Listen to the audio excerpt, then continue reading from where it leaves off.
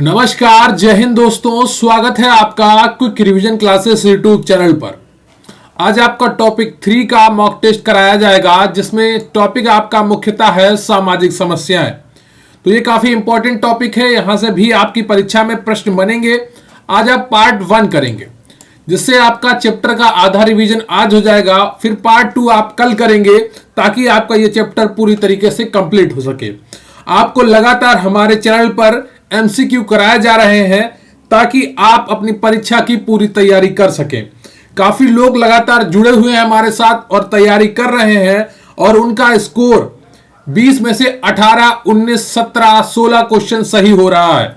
तो अगर आप उनमें से एक बनना चाहते हैं तो वीडियो अंत तक देखिएगा, और लगातार डेली देखिए हमारे चैनल पर जितने भी वीडियो मौजूद हैं। आप मुख्य सेविका के सारे वीडियोस देखिए और अपनी तैयारी को मजबूत करिए, क्योंकि प्रश्न यहीं से आएगा। पढ़ेंगे आप मेरे साथ तो आपको यकीन आएगा। तो चलिए बिना वक्त गवाए शुरू करते हैं आज का मॉक टेस्ट।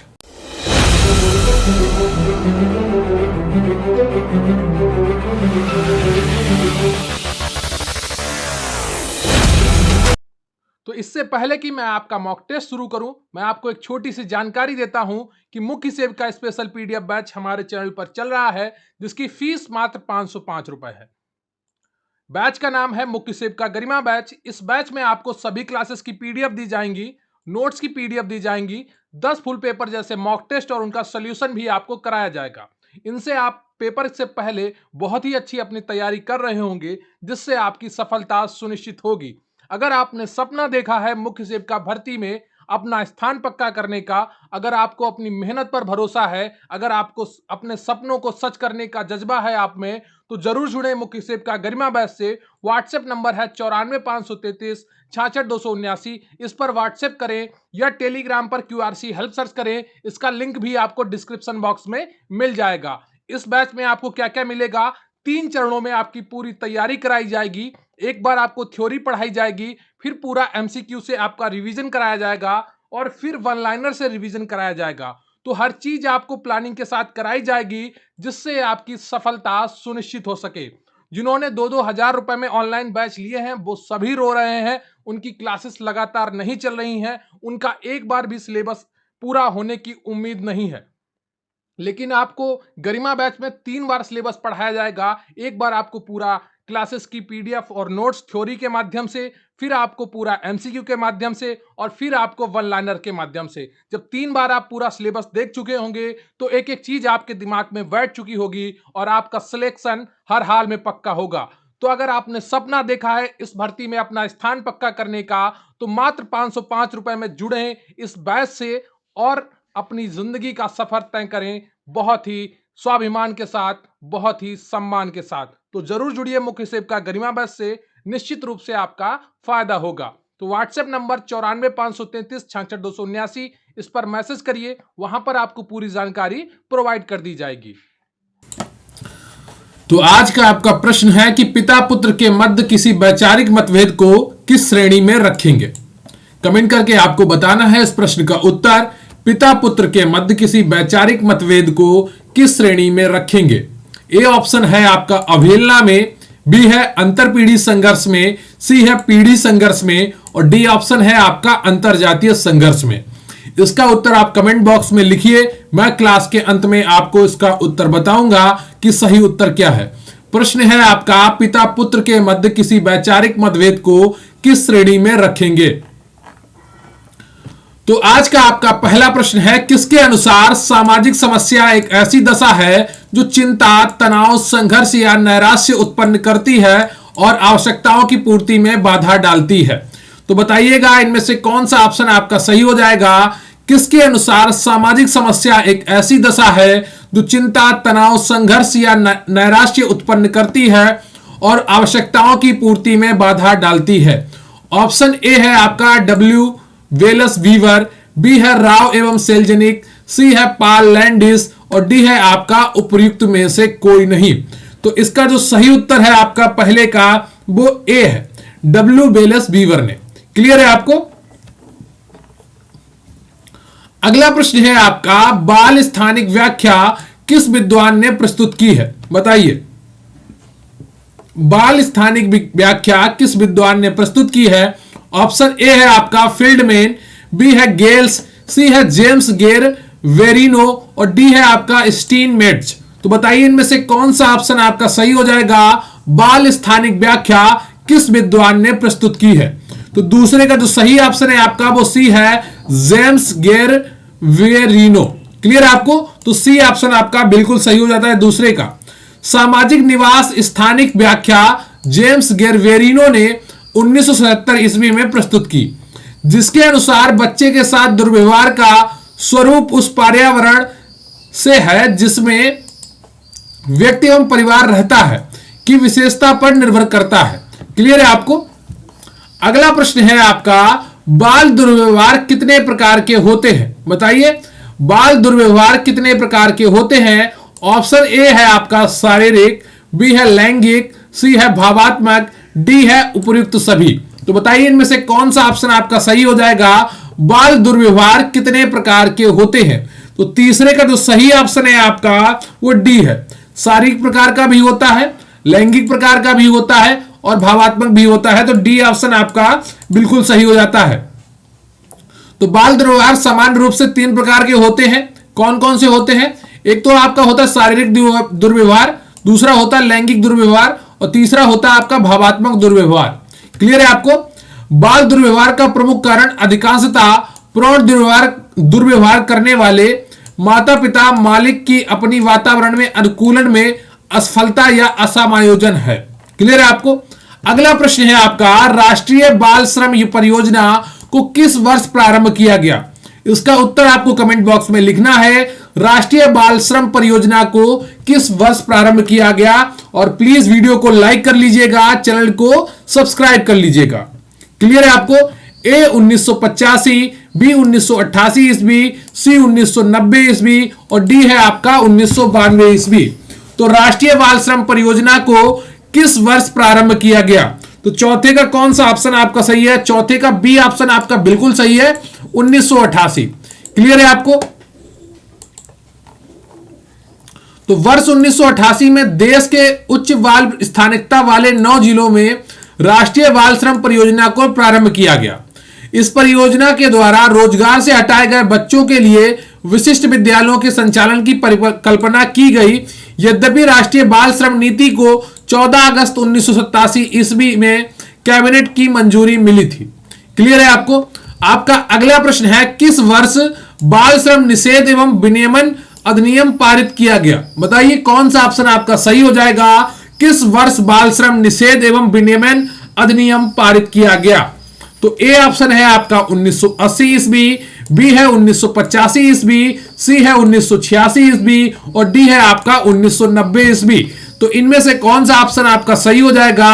किस वर्ष बाल श्रम निषेध एवं विनियमन अधिनियम पारित किया गया? तो पांचवें का जो सही ऑप्शन है आपका वो सी है।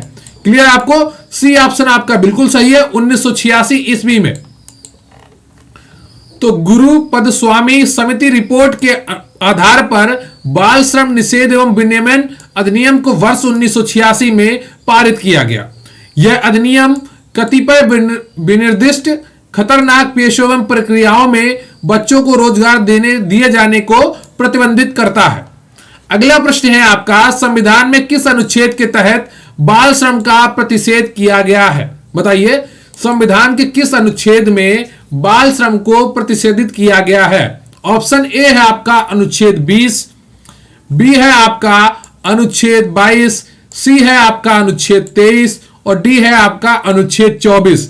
तो संविधान में किस अनुच्छेद के तहत बाल श्रम का प्रतिषेध किया गया है? तो छठे का जो सही ऑप्शन है आपका वो डी है। क्लियर है आपको? अनुच्छेद 24, डी ऑप्शन आपका बिल्कुल सही है। तो संविधान में अनुच्छेद 24 के अनुसार 14 वर्ष से कम आयु के किसी भी बालक को किसी कारखाने या खान में काम करने के लिए नियोजित नहीं किया जाएगा। खान जैसे आपकी कोयला की खान होती है, सोने की खानें होती हैं, तो वहां पर कार्य करने के लिए नियोजित नहीं किया जाएगा। कारखाना मतलब जहां पर मशीनें कार्य करती हैं। और अनुच्छेद 23 के तहत मानव तस्करी, वेगार यानी कि बलात्श्रम आदि पर प्रतिबंध लगता है। क्लियर है आपको? अगला प्रश्न है आपका, बचपन बचाओ आंदोलन की स्थापना कैलाश सत्यार्थी ने कब की थी? तो ये बाल श्रम के खिलाफ एक बड़ी मुहिम चलाते हैं, इनको नोबेल पुरस्कार भी मिला है। तो कैलाश सत्यार्थी एक भारतीय है और इनका नाम आपको ध्यान देने की आवश्यकता है। तो बचपन बचाओ आंदोलन की स्थापना कैलाश सत्यार्थी ने कब की थी? ऑप्शन ए है आपका 1975 ईस्वी, बी है 1978 ईस्वी, सी है 1980 ईस्वी और डी है आपका 1985 ईस्वी। तो बताइए इनमें से कौन सा ऑप्शन आपका सही हो जाएगा? बचपन बचाओ आंदोलन की स्थापना कैलाश सत्यार्थी ने कब की थी? तो सातवें का जो सही ऑप्शन है आपका वो सी है, 1980 में की थी। क्लियर है आपको? सी ऑप्शन आपका बिल्कुल सही है। तो बचपन बचाओ आंदोलन एक फ्रंट लाइन एंटी ट्रैफिकिंग और गुलामी विरोधी जमीन स्तर का आंदोलन है, जिसकी स्थापना वर्ष 1980 ईस्वी में नोबेल पुरस्कार विजेता शांति के क्षेत्र में मिला था कैलाश सत्यार्थी ने की। यह बच्चों की सुरक्षा के लिए भारत का सबसे बड़ा आंदोलन है। क्लियर है आपको? अगला प्रश्न है आपका, भारत में सामान्य तौर पर बालकों की क्या समस्याएं मूलभूत हैं? बताइए, भारत में सामान्य तौर पर बालकों की क्या मूलभूत समस्याएं हैं? इसका उत्तर आपको ऑप्शंस में से पहचानना है। ऑप्शन ए है आपका शिक्षा की समस्या, बी है स्वास्थ्य की समस्या, सी है आपका उचित देख रेख ना हो पाना और डी है उपयुक्त सभी। तो बताइए इनमें से कौन सा ऑप्शन आपका सही हो जाएगा? भारत में सामान्य तौर पर बालकों की क्या समस्याएं मूलभूत हैं? तो आठवें का कौन सा ऑप्शन आपका सही हो जाएगा? जल्दी से बताइए। आठवें का जो सही ऑप्शन है आपका वो डी है। क्लियर है आपको?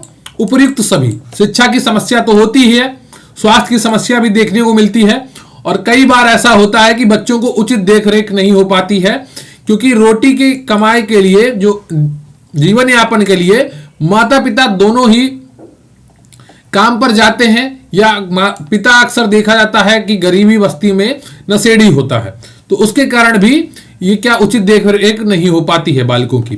क्लियर है आपको? तो भारत में सामान्य तौर पर बालकों की मूलभूत समस्या शिक्षा, स्वास्थ्य, पौष्टिक आहार, उचित देखरेख, मनोरंजन की समस्या, निर्धनता आदि पर निर्भर करती है। क्लियर है आपको?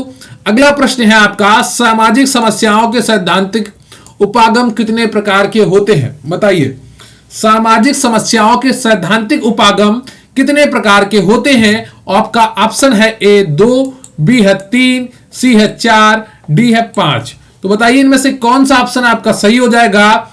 सामाजिक समस्याओं के सैद्धांतिक उपागम कितने प्रकार के होते हैं? तो 9 का जो सही ऑप्शन है आपका वो डी है, 5 प्रकार के होते हैं। क्लियर है आपको? डी ऑप्शन आपका बिल्कुल सही है। तो सामाजिक समस्याओं के सैद्धांतिक उपागम 5 प्रकार के होते हैं।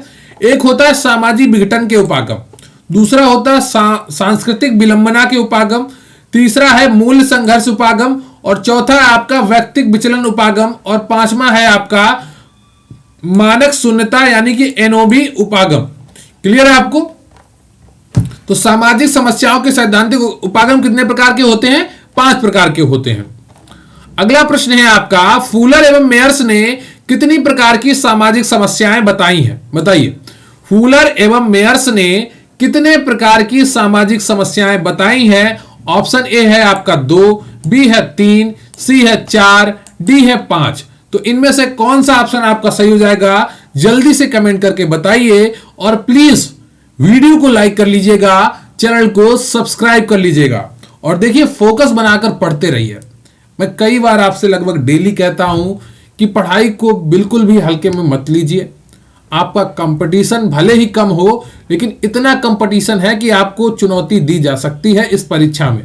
इतनी पर्याप्त लड़कियां हैं कि जो आपको एक झटके में पीछे कर देंगी।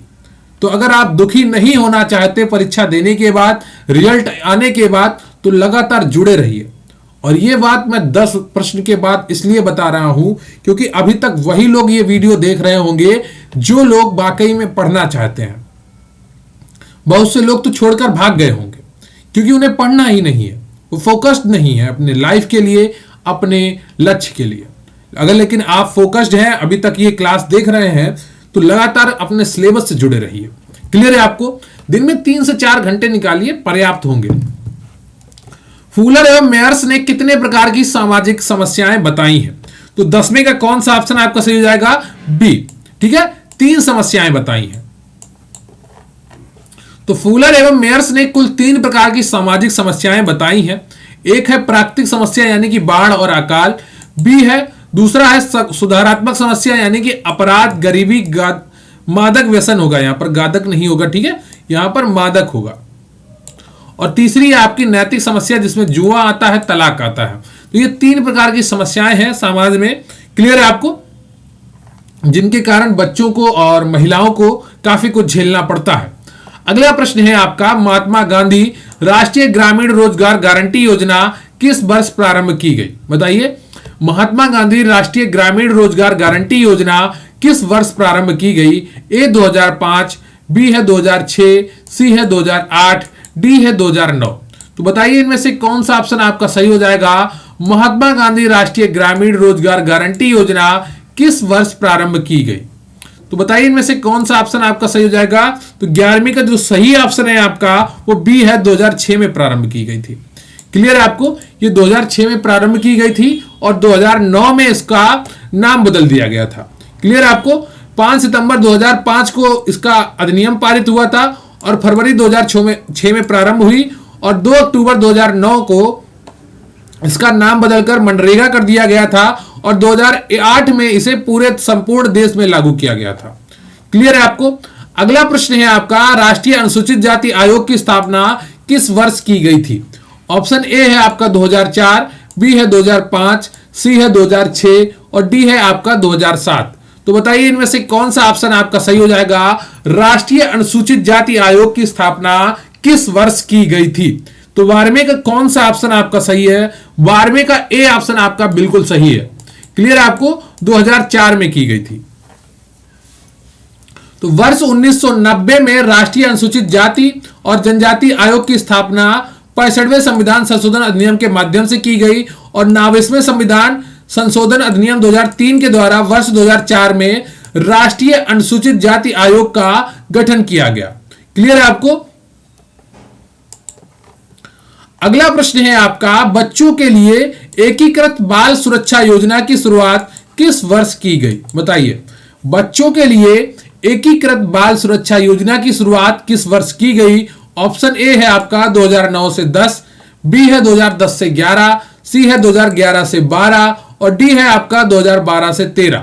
तो इनमें से कौन सा ऑप्शन आपका सही हो जाएगा? बच्चों के लिए एकीकृत बाल सुरक्षा योजना की शुरुआत किस वर्ष की गई? तो 13वें का जो सही ऑप्शन है आपका वो ए है। क्लियर है आपको, ए ऑप्शन आपका बिल्कुल सही है, 2009 से 10 में। तो बच्चों के लिए एकीकृत बाल सुरक्षा योजना की शुरुआत वर्ष 2009-10 में की गई थी। इस योजना हेतु वित्तीय केंद्र सरकार करती थी, वित्तीय केंद्र सरकार करती है। यह योजना उन संघर्षरत बच्चों के लिए है जिन्हें संरक्षण एवं देखभाल की जरूरत है। क्लियर है आपको। अगला क्वेश्चन है आपका 14वां और प्लीज वीडियो को लाइक कर लीजिएगा, चैनल को सब्सक्राइब कर लीजिएगा। महिलाओं के संरक्षण हेतु घरेलू हिंसा अधिनियम किस वर्ष पारित किया गया? बताइए, लागू हुआ, माफ करिएगा, लागू हुआ यहां पर पूछा गया है। तो महिलाओं के संरक्षण हेतु घरेलू हिंसा अधिनियम किस वर्ष लागू किया गया? कई बार आपको मॉक टेस्ट में कराया जा चुका है यह प्रश्न, तो उम्मीद करता हूं आप इसका उत्तर बिल्कुल सही दे रहे होंगे। महिलाओं के संरक्षण हेतु घरेलू हिंसा निषेध अधिनियम या अधिनियम किस वर्ष लागू किया गया? तो 14वें का जो सही ऑप्शन है आपका वो कौन सा है? सी ऑप्शन, 2006 में लागू किया गया था। क्लियर है आपको। इसे आपको तारीख सहित याद रखना है क्योंकि कई बार क्या हुआ कि परीक्षा में तारीख पूछ ली गई है। तो महिलाओं के संरक्षण हेतु घरेलू हिंसा अधिनियम 2005 26 अक्टूबर 2006 को लागू किया गया था। कब लागू किया गया था? 26 अक्टूबर 2006 को लागू किया गया था। इसका उद्देश्य ऐसी महिलाओं के संवैधानिक और वैधानिक अधिकारों का प्रभावी संरक्षण करना है जो पारिवारिक या घरेलू हिंसा की शिकार है। क्लियर है आपको। अगला प्रश्न है आपका, केंद्रीय सत्कर्ता आयोग की स्थापना कब की गई? ऑप्शन ए है आपका 1960, बी 1964, सी 1965, डी 1968। वैसे तो ये आपके सिलेबस में नहीं है ये टॉपिक केंद्रीय सत्कर्ता आयोग, लेकिन ये भ्रष्टाचार से जुड़ी हुई एजेंसी है। आपकी नौकरी में भ्रष्टाचार के भी मुद्दे रहेंगे जीवन में, तो वहां से आपको ये टॉपिक सामाजिक समस्या है भ्रष्टाचार एक, तो एक प्रश्न आ सकता है। बाकी कोई ये टॉपिक में आपके दिया नहीं गया है केंद्रीय सतर्कता आयोग। तो 15वें का कौन सा ऑप्शन आपका सही हो जाएगा? तो 15वें का जो सही ऑप्शन है आपका वो बी है। 1964 में केंद्रीय सतर्कता आयोग की स्थापना की गई थी। क्लियर है आपको? तो के संथानम समिति की सिफारिश के आधार पर भ्रष्टाचार निवारण जांच निरीक्षण परामर्श हेतु केंद्रीय सतर्कता आयोग की स्थापना वर्ष 1964 में की गई। अगला प्रश्न है आपका, महिला एवं बाल विकास मंत्रालय द्वारा किस वर्ष स्वाधार गृह योजना शुरू की गई? बताइए, महिला एवं बाल विकास मंत्रालय द्वारा किस वर्ष स्वाधार गृह योजना शुरू की गई?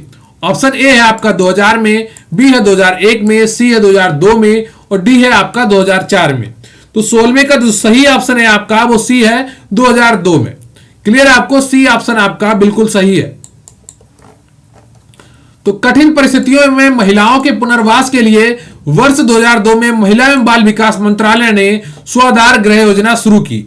यह योजना महिलाओं लड़कियों की जरूरत के अनुसार आश्रय, भोजन, कपड़े और देखभाल की व्यवस्था करती है। अगला प्रश्न है आपका, इनमें से क्या बाल अपराध का एक कारण नहीं है? बताइए। टूटे परिवार, मानसिक क्षीणता, बी भावनात्मक अस्थिरता, डी सही सामाजिकरण। देखिए ये थोड़ा ऑप्शन ऊपर नीचे हुआ है तो वो आप ध्यान रखिएगा।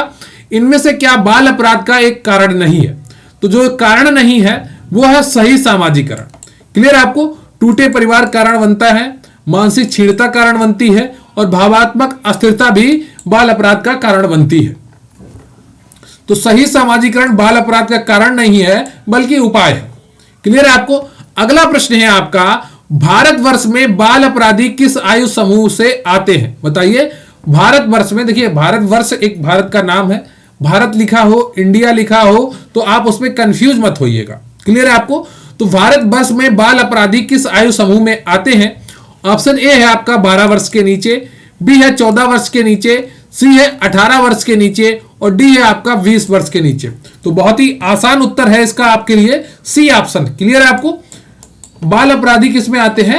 18 वर्ष के नीचे आयु के जो अपराधी होते हैं वो सब क्या आते हैं? बाल अपराधी में आते हैं।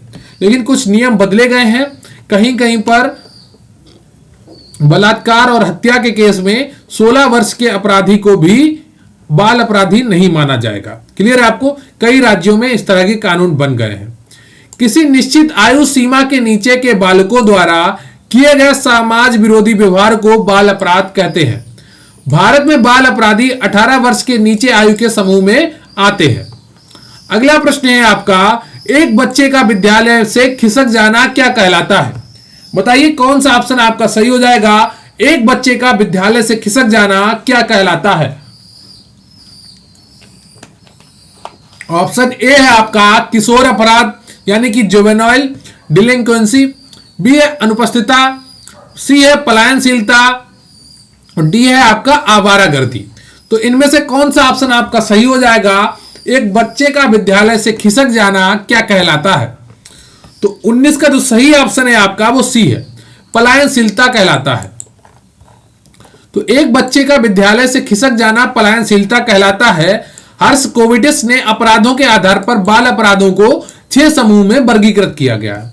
तो अगर आपसे प्रश्न पूछ लिया जाए हर्ष कोविडिस के अनुसार बाल अपराधों को कितने समूह में वर्गीकृत किया गया है, तो 6 समूह में। क्लियर है आपको?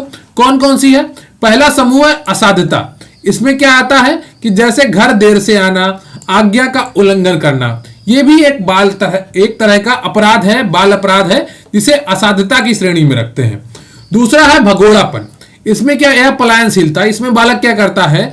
घर या स्कूल से भागने की उसमें आदत होती है। जरा सी डांट पड़ी, जरा सा झगड़ा हुआ, वो तुरंत स्कूल छोड़ के भागेगा, तुरंत घर छोड़ के भागेगा। यह भी एक बाल अपराध है। क्लियर है आपको? तीसरा बाल अपराध है चोरी। छोटी चोरी से लेकर सशस्त्र लूटमार तक करने लगते हैं बाल अपराधी। तो 15 से 18 के बीच की आयु होती है। यहां पर कई ऐसे अपराध देखने को मिलते हैं जो गंभीर होते हैं। अगला अपराध है आपका संपत्ति का ध्वंस।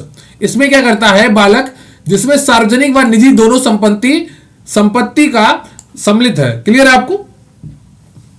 संपत्ति का ध्वंस।